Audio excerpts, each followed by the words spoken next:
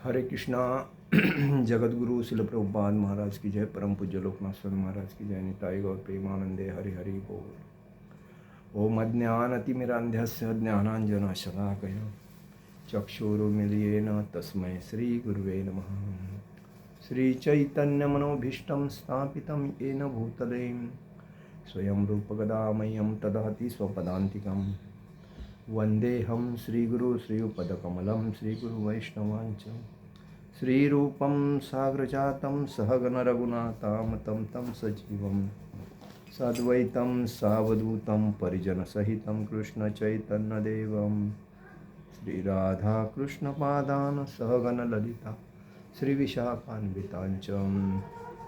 हे कृष्ण करुणा सिंधु दीनबंधु जगत्पते गोपेश गोपिकाकांत राधाकांत नमोस्तुते। तप्त कांचन गौरांगी राधे वृंदावनेश्वरी विशुभानुसुते देवी प्रणमामि हरिप्रियं। वाञ्छाकल्पतरुभ्यश्च कृपा सिन्धुवे भवत्स पतितानां पावनेभ्यो वैष्णवेभ्यो नमो नमः।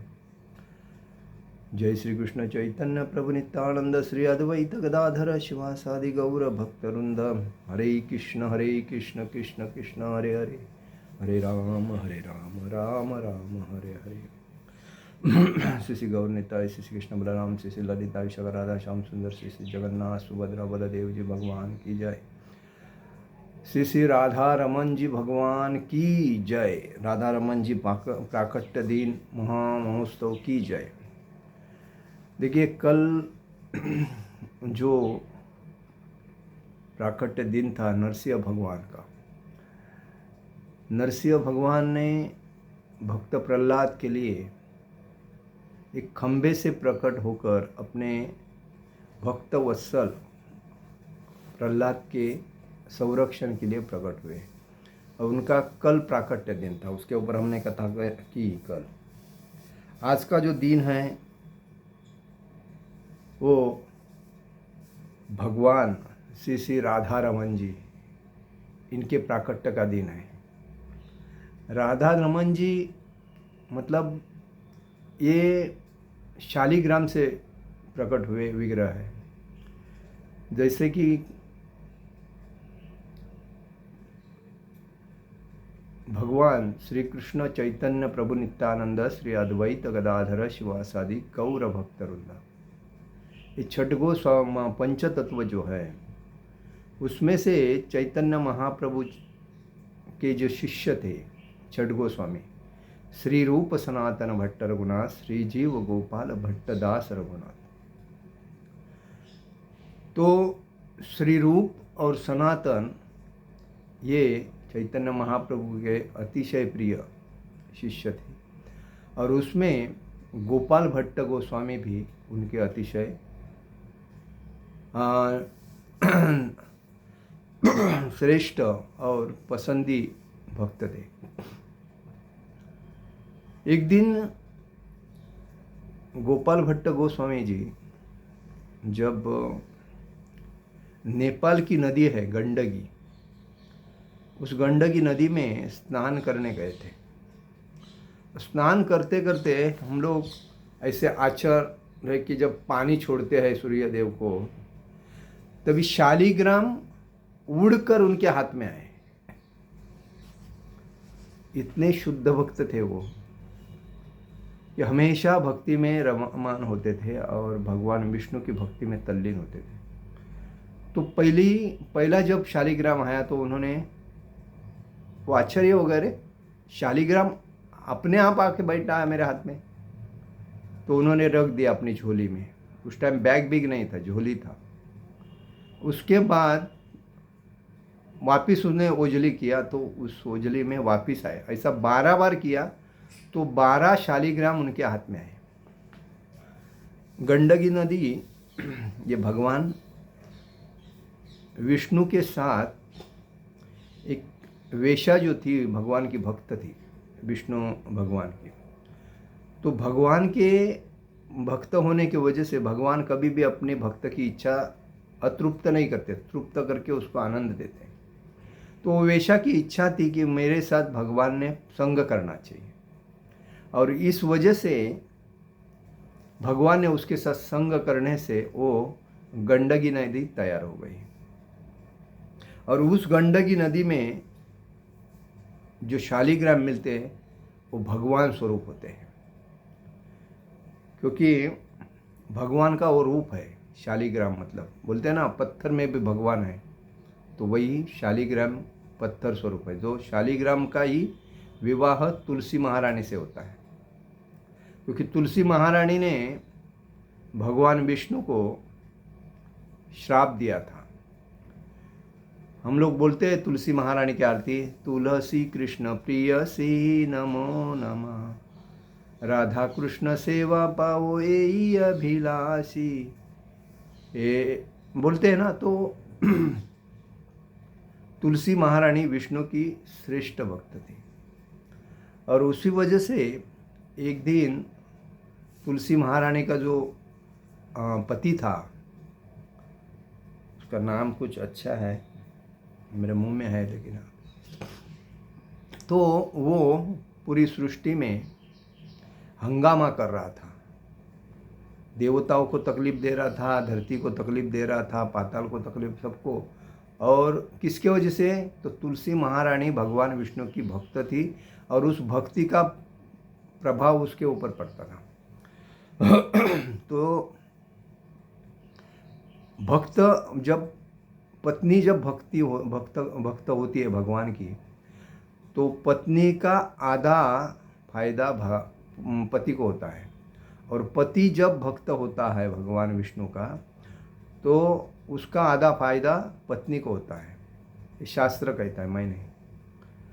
तो वही वो जो भक्ति एकनिष्ठता से भक्ति करती थी तुलसी महारानी, तो उनके पति का नाम मेरे मुंह में है, आ रहा है, लेकिन कभी कभी ऐसा होता है। तो वो क्या करता था, सभी को मारता था। तो सब लोग त्रस्त होकर भगवान के पास जाके बोलते थे, इस राजा से हमें बहुत तकलीफ है। तो वो हिसाब से भगवान ने एक दिन ऐसा किया, भगवान विष्णु ने उसके पति का रूप लिया, और रूप लेके तुलसी महारानी के पास उसके घर में आए, और घर में आके उसका पति उधर लड़ रहा था उधर, और इसके साथ संग किया भगवान ने। तुलसी महारानी संग करने से उसको लगा मेरे पति है, और पति होने से उसने उनके साथ सब कुछ किया जो पति पत्नी से करता है, पत्नी पत्नी से। और बाद में जब ये जो भगवान के साथ जब ऐसा किया संग करने से, उसके पति का जो शक्ति था वो कमी हो गई, नाश हो गई, क्योंकि उस पत्नी ने अपने पति को जो पतिव्रता थी वो भंग हो गई पत्नी की, और इसी वजह से वो हार गया उधर। और हारने के बाद उसकी जो मुंडी थी वो कट होके वो तुलसी महारानी के सामने आ गई, क्योंकि तुलसी महारानी पतिव्रता थी, और पतिव्रता होने के वजह से पति को फायदा होता है। और पति जब मर्यादा पुरुषोत्तम के जैसा रहता है तो पत्नी को फायदा होता है। तो जब सामने आके जब देखा उस तुलसी महारानी ने, अरे ये सर किसका आया है? पति का है, और मैं किसके साथ संग किया हूँ, तो ये कौन है? तो उसने देखा, अरे बाप रे।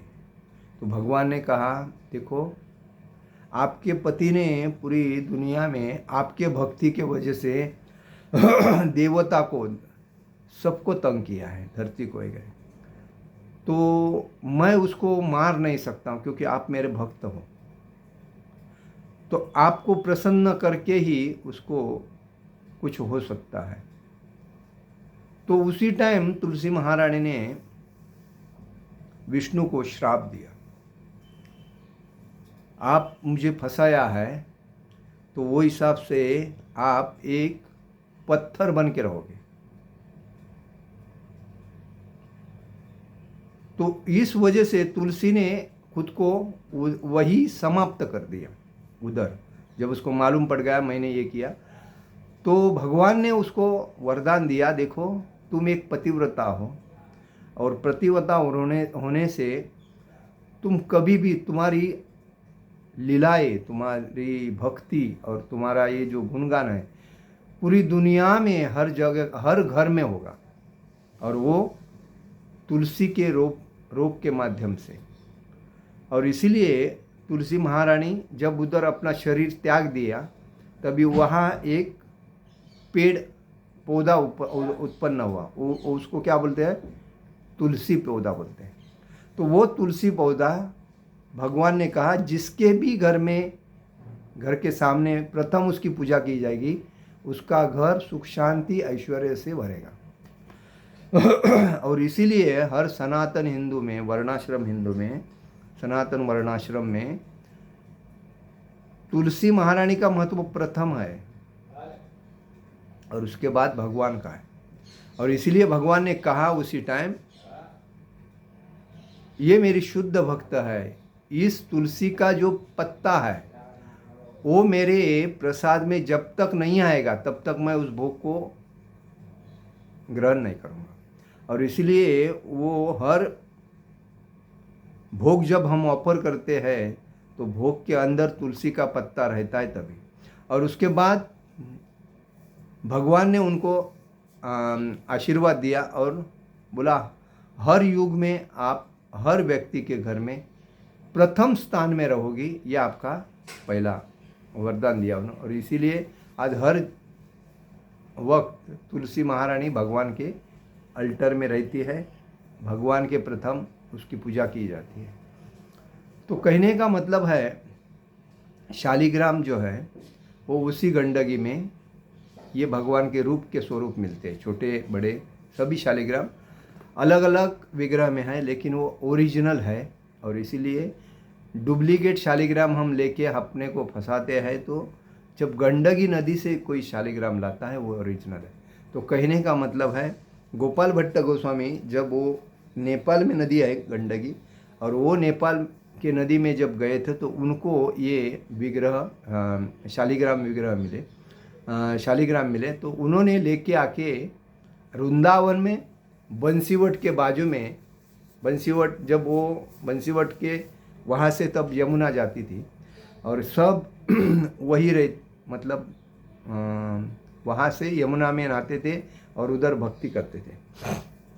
तो वहाँ वही जगह पे नरसिंह भगवान की जो प्रकट हुआ, तो वृंदावन में एक नरसिंह भगवान है, उनका भी यमुना से प्राकट्य हुआ है।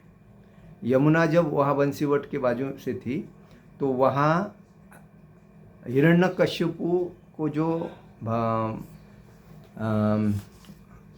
नरसिंह भगवान जब अपने पैरों के ऊपर लेके दरवाजे के ऊपर बैठ के उसका पेट फाड़ रहे, सेम वैसा ही विग्रह यमुना से बाहर आके एक भक्त को मिला और उसकी स्थापना वृंदावन में है। कल उनका जो अभिषेक था प्राकट्य दिन, और दूसरे दिन नरसिंह भगवान के दूसरे दिन में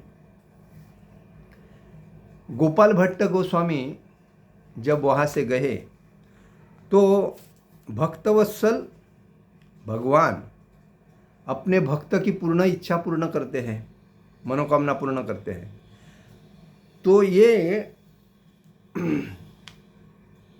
1500 ईस्वी सन 1500 वैशाख शुक्ल पूर्णिमा महीने की पूर्णिमा में राधा रमन शिला का प्राकट्य है। श्रील गोपाल भट्ट गोस्वामी की जो समाधि है राधा रमन के ही बाजू में है, उधर ही है। और दूसरी बात क्या है, श्री गोपाल भट्ट गोस्वामी प्रचार यात्रा में नेपाल में गए थे तो गंडकी नदी में स्नान करके सूर्य को अर्घ्य दे रहे थे, तभी उनके हथेली में शालिग्राम भगवान का एक अद्भुत शिला उनके हाथ में आया। जब गोस्वामी जी दोबारा अर्घ्य देने लगे तभी वापिस हुआ। ऐसा 12 टाइम अर्घ देने से 12 शालिग्राम उनके हाथ में आए। फिर गोपाल भट्ट गोस्वामी ने शिला को लेकर वृंदावन में आके बंसीवट के बाजू में केसी घाट के बाजू में बंसीवट है, बाजू में एक कुटीर बनाकर वहाँ सभी शिलाओं को अपने एक झोली में रख दिया और श्रद्धा भाव से उनकी हमेशा पूजा करते थे। तो एक सेठ एक दिन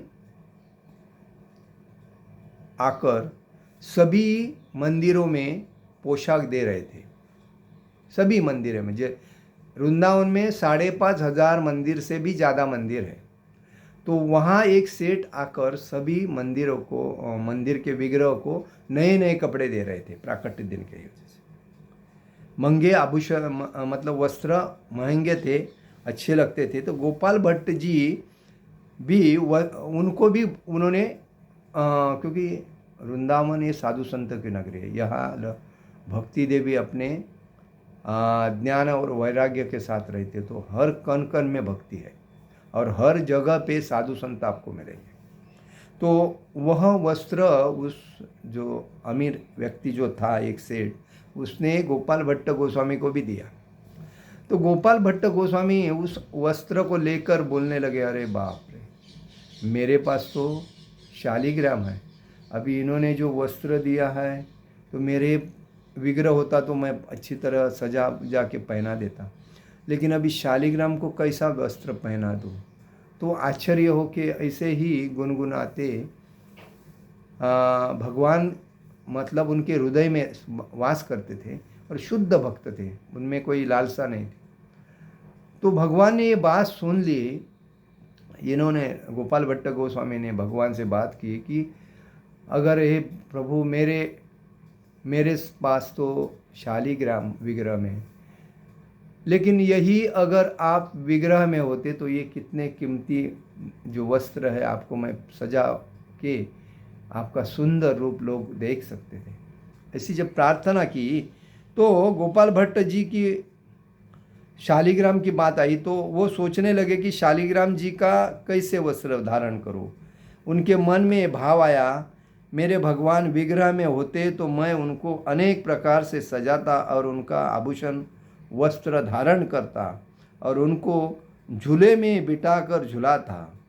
पूरी रात यही वो सोचते सोचते सो गए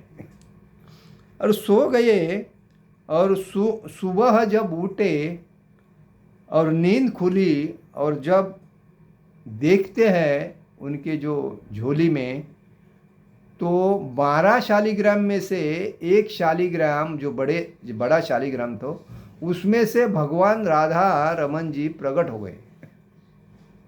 वो प्रथम जो हो गए थे सोए हुए, लेकिन उन्होंने कहा, भगवान अगर आप प्रकट हुए हो तो आप मतलब लोगों को दर्शन देने के लिए आप ऐसे प्रकट हो।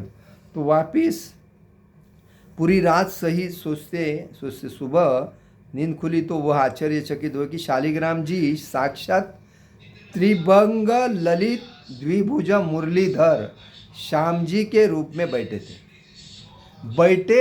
मतलब प्रकट हुए थे। तो बैठे प्रकट होने से भगवान रास के दौरान श्री राधा जी से बात कर रहे थे। मतलब भगवान राधा जी के साथ बैठकर जो बात कर रहे थे वैसे स्थिति में वो प्रकट हो गए। तो समाधि लिए थे तो वो, परंतु गोपाल भट्ट गोस्वामी जी ने भगवान से निवेदन किया क्या कि फिर आप विग्रह के रूप में प्रकट हुए तो लोग आपका दर्शन करेंगे। तो फिर से उसी जगह विग्रह के रूप में भगवान प्रकट हुए।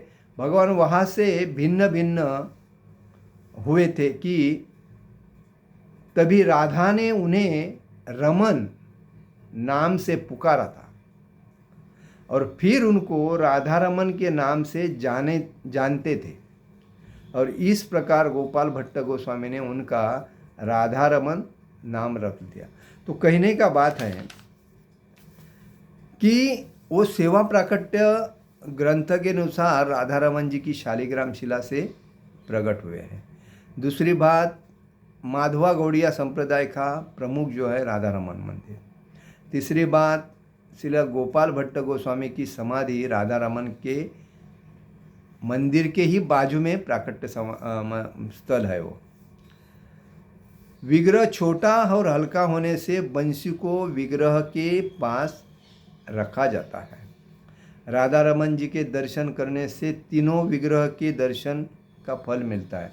कौन सा? राधा गोपाल, राधा गोविंद जी, राधा मदन मोहन जी और राधा गोपीनाथ जी।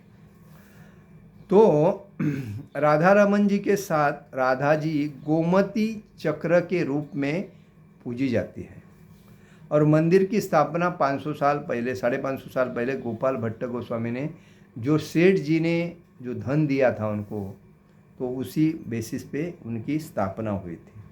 तो ये गोपाल भट्ट गोस्वामी चैतन्य महाप्रभु के छठ गोस्वामी से ही गोस्वामी थे, लेकिन छठ गोस्वामी चैतन्य महाप्रभु बहुत प्रसन्न करते थे। छठ गोस्वामी जिनको ये भगवान की लीला प्रकट करने का जवाबदारी दिया था, उन्होंने अपने कर्तव्य से, मतलब एकनिष्ठता से उस लीला स्थली का प्राकट्य किया।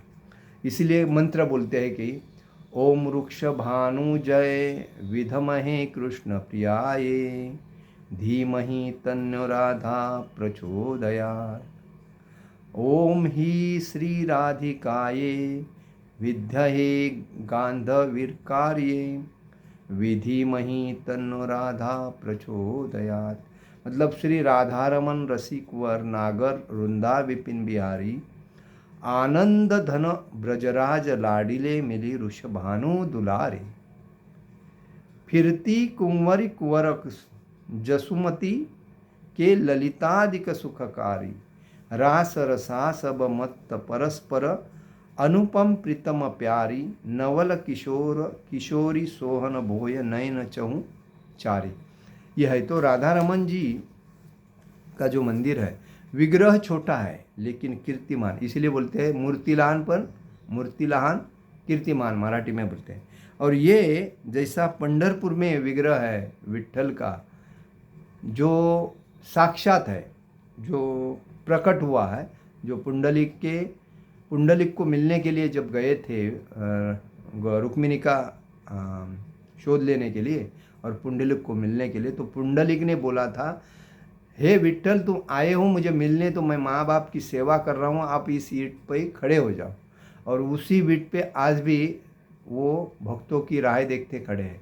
वैसे ही राधा रमन यहाँ गोपाल भट्ट गोस्वामी के शालिग्राम के माध्यम से उनकी मन की इच्छा तृप्त करने के लिए और भक्तों को दर्शन देने के लिए वो जो बैठे थे वो साक्षात विग्रह स्वरूप उपस्थित रहकर लोगों को दर्शन देते। कितना सुंदर दर्शन होता है और सुंदर विग्रह है और हाथ में बंसी लेके है। और दूसरी बात मतलब उनकी बंसी वहाँ रखी जाती है क्योंकि वो एक विग्रह छोटा है और इसीलिए हमें हमेशा वृंदावन आके